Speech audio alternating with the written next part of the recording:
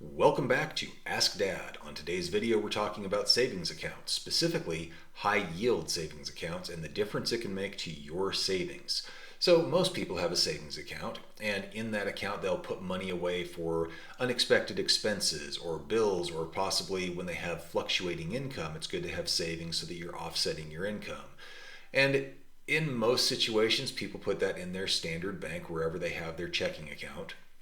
And the average interest rate that we're seeing today at most banks, and as you can see on my screen right now, with Chase, Huntington Bank, TD Bank, PNC Bank, I've verified Bank of America is the same, you generally get about 0.01%. TD Bank actually says it does have up to 0.5%, and on some linked accounts you can get slightly higher. TD Bank actually offers up to 3%, it says, and generally those type of accounts come with fees or minimum balance requirements or whatnot. But there are alternative accounts that are not available at your standard bank.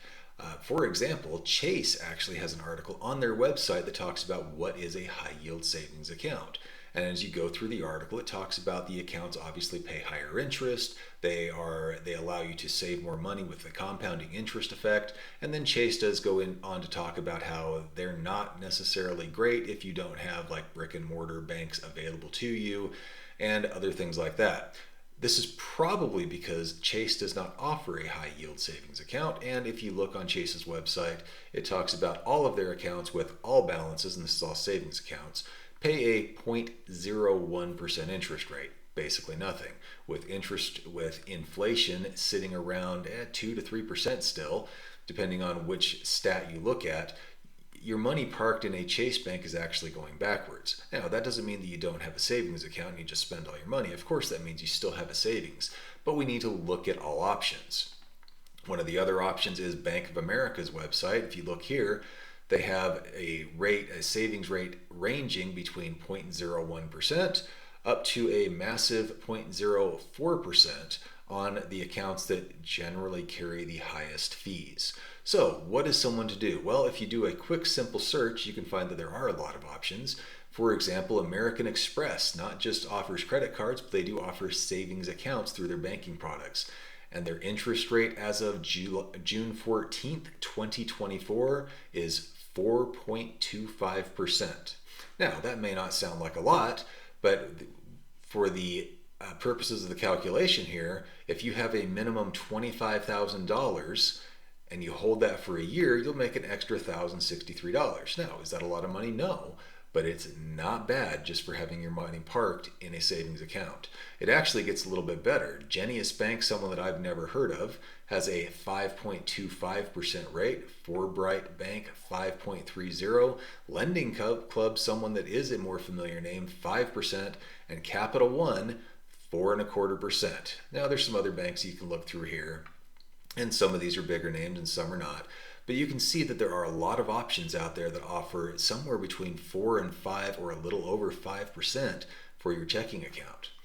And if you come up here, it has a nice little tool that allows you to select what your balance is in that account and what the difference that can make to you. So for example, $10,000 at a 4.25% interest rate is a $425 a year increase. $20,000, however you put that in, now you're getting close to $1,000 actually at 5.25%. You are making $1,000 a year, not a lot of money, but better than a poke in the eye for just letting your money sit. You're outrunning inflation and you have money available for a rainy day. So that's just our quick short video on high yield savings accounts. Other things to look for, of course, when you're getting into these accounts are how do you get your money in and out? Is it easy? Is it convenient? Can you do an ACH transfer to your normal bank? Can you use an ATM? Are those options available to you? Are there minimum balances? Are there monthly fees that you have to be worried about? Because a monthly fee can obviously eat up any interest that you're earning. But with paying attention to details, you can earn extra money on your savings account for something that you're doing already, and that extra money can go towards something that you want to have, or it can compound and earn you more money because you continue to earn interest on interest on interest, which is an amazing way to continue making money. Stay tuned for more investing tips, tricks. For other questions and answers that you may have. If you have any questions, please do feel free to put them down in the comment below. If this is the type of content that you would like to see, please consider subscribing to the channel. If you know someone that may benefit from this type of content, go ahead and share. And please do hit that like button. That helps us share this video with other people who may need it. Thanks for being here. We'll see you on the next video.